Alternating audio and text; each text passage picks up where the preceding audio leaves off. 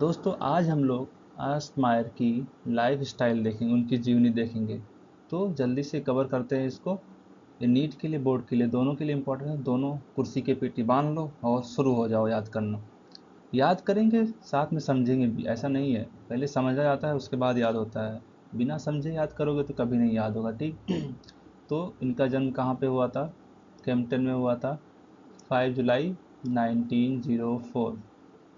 सबसे पहले पहला पॉइंट ये है कि 5 जुलाई 1904 में इनका जन्म हुआ और कैम्पटन में हुआ।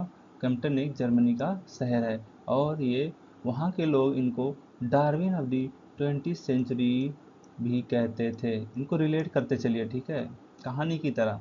और ये एवोल्यूशनरी बायोलॉजिस्ट थे, कहाँ के? हार्वर्ड यूनिवर्सिटी के।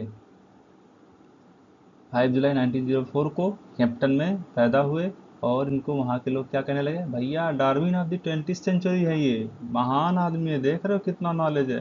फिर उसके बाद में ये हार्वर्ड यूनिवर्सिटी के एवोल्यूशनरी बायोलॉजिस्ट भी बन गए। फिर उसके बाद में आता है कि 100 greatest scientist of all time. इनको जो है हमेशा जो है, जब इनका तुलना किया गया सभी साइंटिस्ट में, तो ये हमेशा 100 एक अच्छे साइंटिस्ट में आते थे। मायर ने ज्वाइन किया, क्या ज्वाइन किया? Harvard faculty of art and science 1953 में और रिटायर हो गए 1975 में।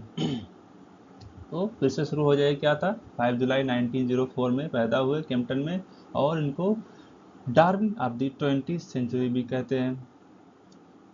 और ये हार्वर्ड यूनिवर्सिटी के एवोल्यूशनरी बायोलॉजिस्ट भी हैं।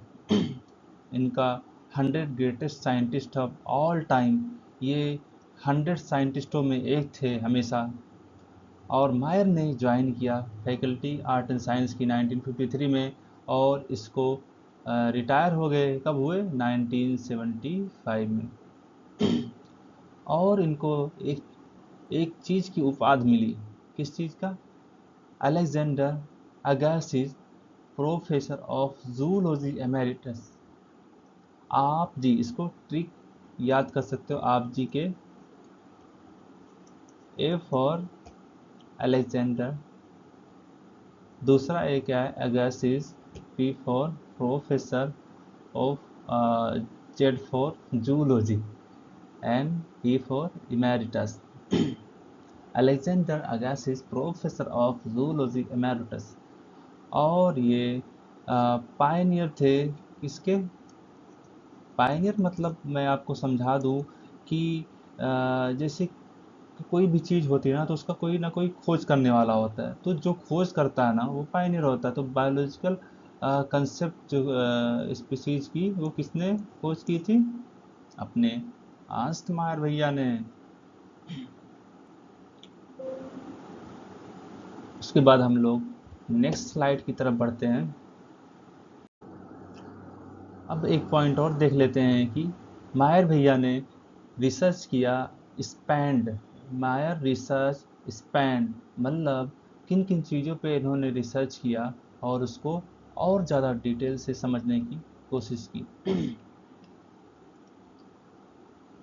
फर्स्ट ये है ornithology, second taxonomy, then zoogeography, then evolution, then systematics, then last history and philosophy of biology.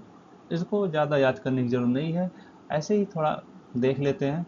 Ornithology, taxonomy, zoogeography and evolution and systematics, last history and philosophy of biology. Mayr जो है, मैं पहले ही बता चुका हूँ कि बायोलॉजिकल स्पीसीज के Pioneer रह चुके हैं। पायनियर मतलब कि खोजकर्ता ही, इन्होंने स्पीसीज की खोज की थी।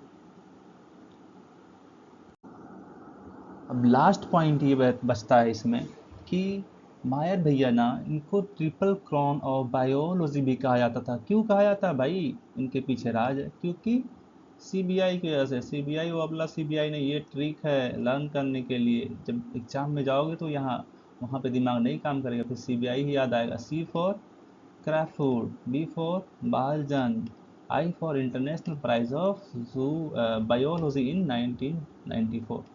क्रेफूड Balzan and I for International Prize of Biology. Crafoord कब मिला था? 1999 में, 1983 में एंड 1994. इसका मतलब भैया 1999 तक ये जिंदा थे. तो मरे कब भाई? बता दूं, 2004 में.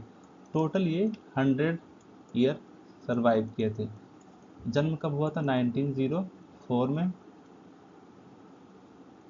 और 100 ईयर जो सरवाइव किए 2004 में, इनका डेथ हो जाएगा भाई. ऐसी बात है. चलिए अगले वीडियो में मिलते हैं. आज के लिए धन्यवाद.